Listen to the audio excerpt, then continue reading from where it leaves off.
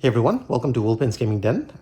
Today we're unboxing the game Bloodborne, designed by Michael Chanel and Eric Lang, and published by Command Games. The game, of course, is the board game version of Bloodborne, the video game itself, designed by From Software. It's a game that I've played. I enjoy quite a bit. It is punishing in its difficulty, but it's good punishing in terms of the fact that the game is quite rewarding if you're willing to put in the time, learn the mechanics, and master the gameplay, so to speak. So we'll see whether this game follows down the same path as well. This is not to be confused by Bloodborne, the card game, which is a separate game that's put out. If I'm not mistaken, that one might also be designed by Eric M. Lang. I do know that it's published by Command Games, but that's a separate story altogether. So for the purposes of this, we're going to unbox this one. If you are interested in checking out the Kickstarter exclusive box that came with this one, as well as some of the other campaign boxes and whatnot, I will have separate videos for those, and I will have the links in the description down below. So if you're interested in one of those, please feel free to have a look at it and click the link that you're interested in.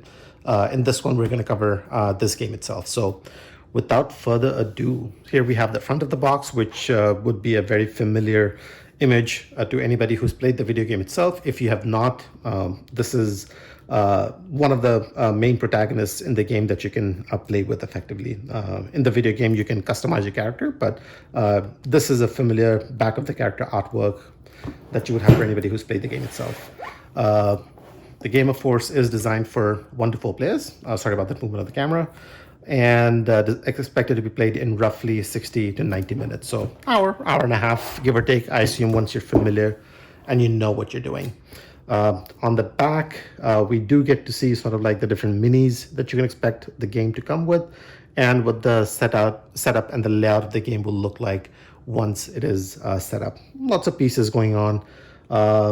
And welcome home, good hunter. So yeah, I'm excited to see this again, by virtue of the fact that it is designed by Eric M. Lang, minis are put out by Command, and I'm a fan of the video game. So that's enough of me talking. We'll crack into this and see what's inside.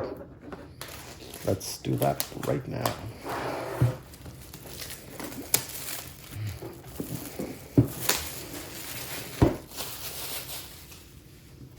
All right, so here we go. We had a look at the artwork, but again, I like the way that this looks, so I'm happy with how that's turned out. Blank inside lid, quite a bit of a deep box, as you can obviously see in here, and I assume that a lot of that is probably because of the minis that come in it. Well, digital stuff, we'll figure that out later on. This is the rule book for the game. Let's have a look at what's in here. Quite a few pages going on, it seems like. And do we have a page count? Maybe 27, 28 pages. So definitely quite a few pages to get through if you're looking to learn the game and play for the first time. Components. So lots of minis, lots of exciting minis, I would assume, by the look of things. There is definitely a dark aesthetic in the rulebook itself. So you have the hunter dashboards, map tiles, 20 map tiles, so there's definitely quite a few locations you can visit. Firearm cards, other stuff, full hunt board. We'll have a look at it in more detail as we go through it. And there is more stuff, lots more cards actually, and then some tokens that you can punch into. You can play the campaign. There are 4 campaigns to choose from, so it looks like the base game, the one we're looking at right here, will come with 4 campaigns inside the box itself. Campaign setup, hunter setup, hunt board setup, chapter setup. So there's definitely, it seems, a few steps involved with the setup itself. Advancing through the hunt, winning and losing the hunt, playing the game. So we've finally gotten into the turn sequence that you're going to follow.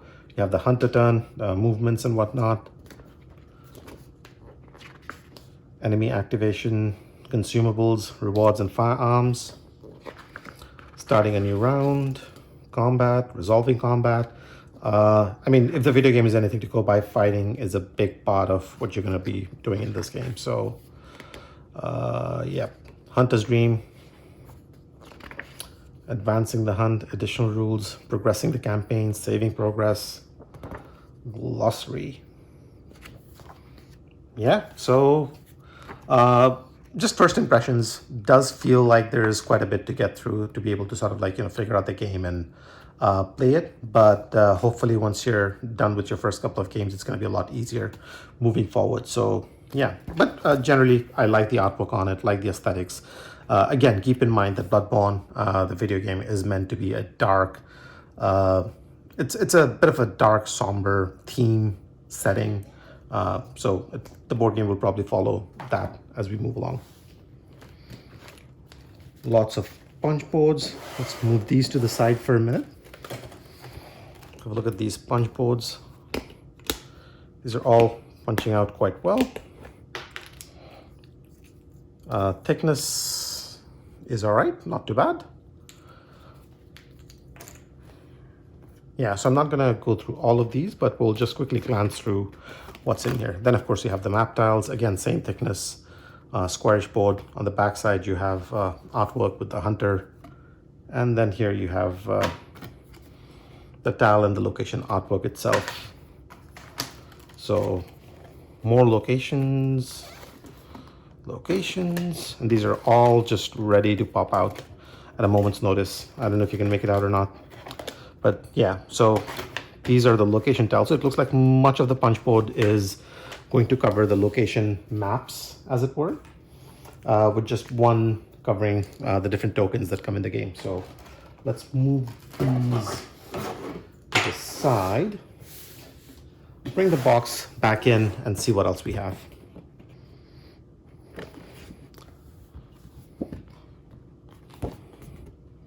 So we have the artwork on the back. So again, this is not cardboard, obviously. This is thick stock paper, but paper nonetheless.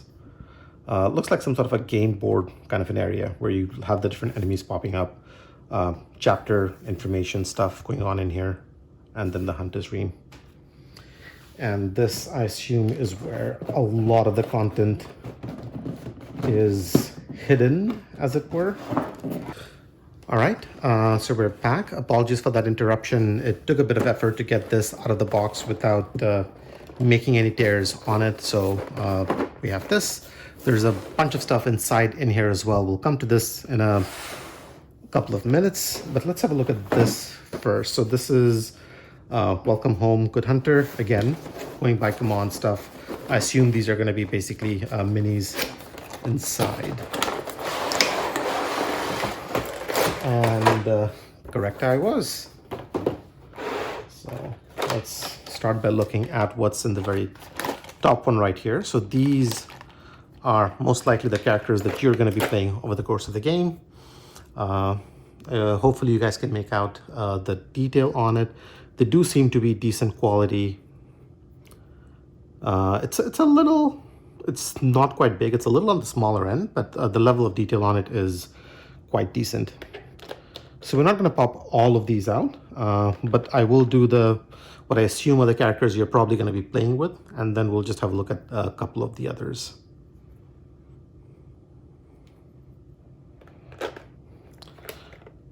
And then this is the third one.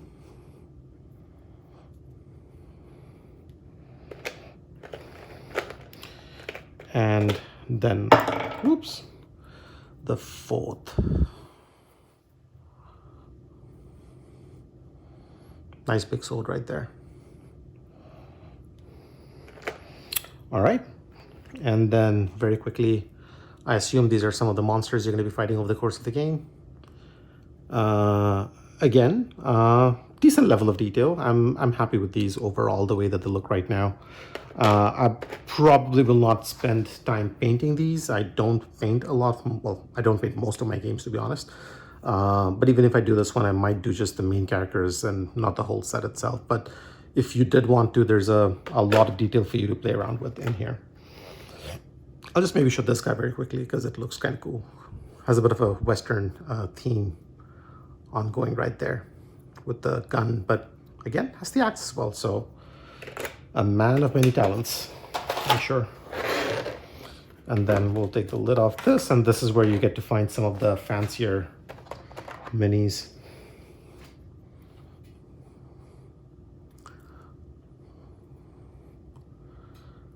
I like the sculpt.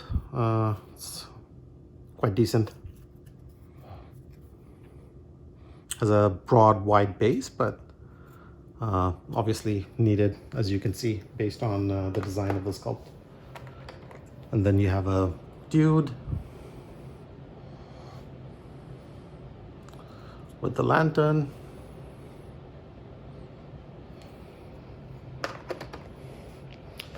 Let's look at this one. This is definitely one of the bigger minis in here. Yeah, you would not want to come across this guy on the street, I assume. But maybe in this game, just not in real life. Good level of detail. I'm happy with these so far. Another big and chunky one.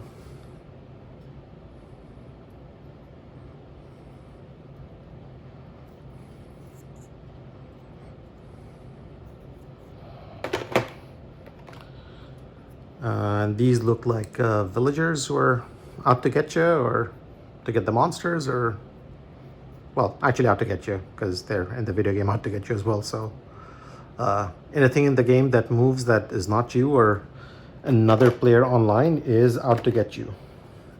And of course the big one, as you can see, it pretty much covers my entire hand. It's quite big. The base itself again has a lot going on in there as well. It's quite a solid piece, and if you're into painting miniatures, then I guess this is definitely something you'd want to pick up and get your brush on. Nice. So with that, let's put these to the side, and we'll have a look at what's inside the rest of the box.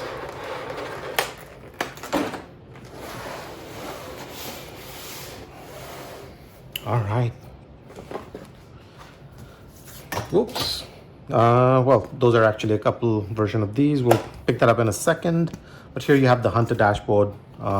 They look pretty much identical. So you get 4 of these. Again, not cardboard, but thick stock paper, as it were.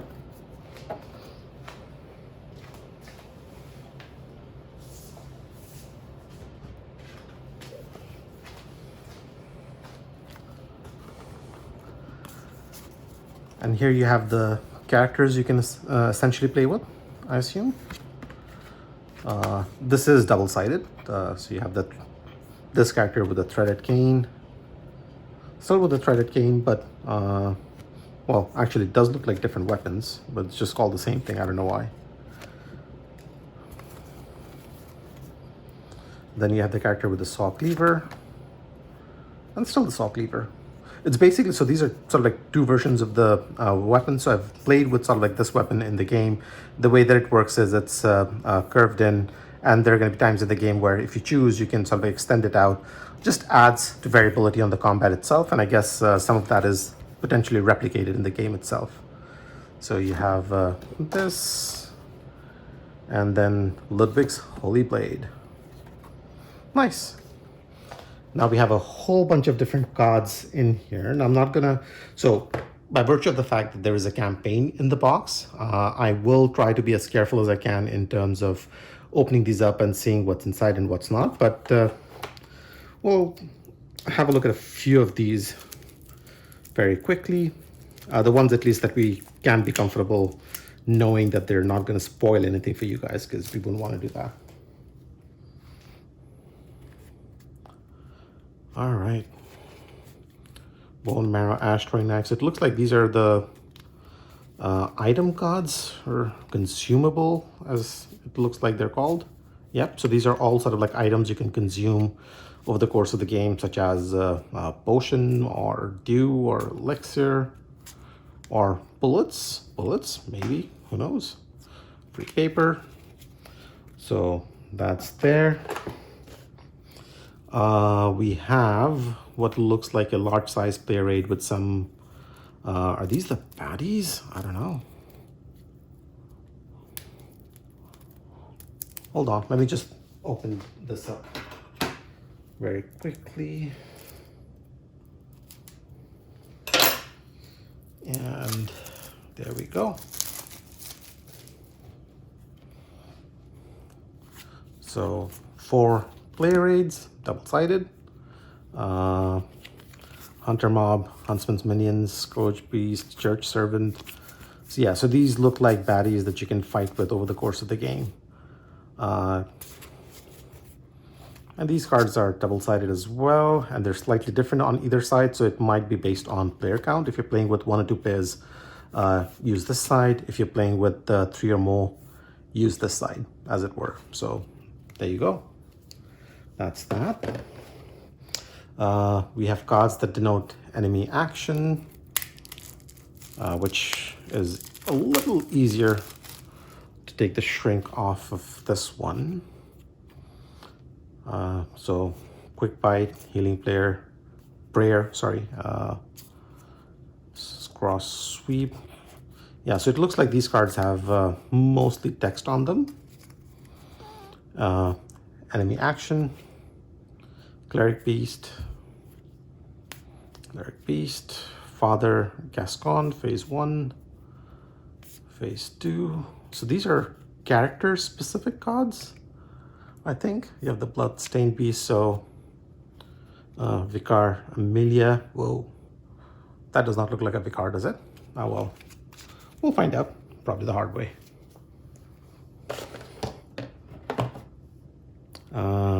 Then we have some of these cards.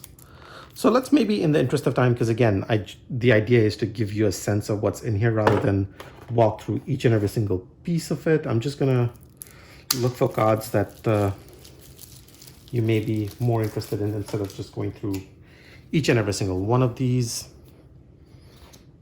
So these are the same kind of cards. And maybe these are actions that you can do, I think. So you can dodge, stagger, dodge some more, stagger some more, on kill, bloodthirsty, or these might be attributes perhaps, who knows. That's there. I'm gonna skip this one. We'll just have a quick look at this. So we're not gonna open this up because it looks like this is where the campaign stuff is in here. So you have Fall of Old Yharnam, introduction, it looks like, and then perhaps the campaign setup. So just wanted to give you a look on it, but in the interest of not spoiling things, we're not going to open that up. Again, this does Growing Madness, The Long Hunt, and Secrets of the Church. So these might be sort of like the campaign specific stuff that was mentioned in there. So it said 4 campaigns, and it looks like there's 4 of these. So in the interest of not spoiling anything, we're not going to open those up. And the last one I'll quickly maybe have a look at are these. Because these do look like monsters and baddies as well. If you'll just give me a sec. I'm going to take this to the side and try to get it open. All right.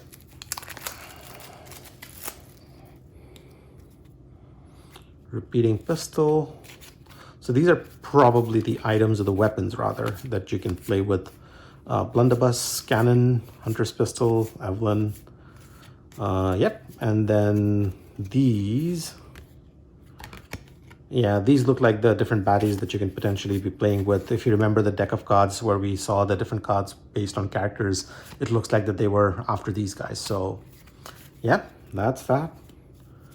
And I think with that, we've covered the ones that I wanted to cover for this unboxing. There's a couple of decks, well, one small deck we haven't gone through, but item cards basically. So we have a sense of what to expect. And then there, of course, were what I assume are these 4 campaigns. And we're gonna keep it closed for the purposes of this video, just because I don't want to spoil anything for anybody who may be looking to unbox, the campaigns for themselves and play it out. So, but these are the 4 campaigns. If you want to know more about it, and that's that. So, with that, we're at the end of the video. Thanks for watching, guys. So this was the unboxing for this. And again, as a reminder, if you do want to see the unboxing for the Kickstarter extra stuff that came with this game, as well as a couple of other expansions. So I will have other unboxing videos for the Chalice Dungeon. I'm looking at the board itself, the Blood Moon box, which is the one for the Kickstarter extras. and Margot's Loft. And those will be in separate videos, so keep an eye out for that if that's something you want. But in the meanwhile, thanks for watching, and I'll see you at the next one. Take care.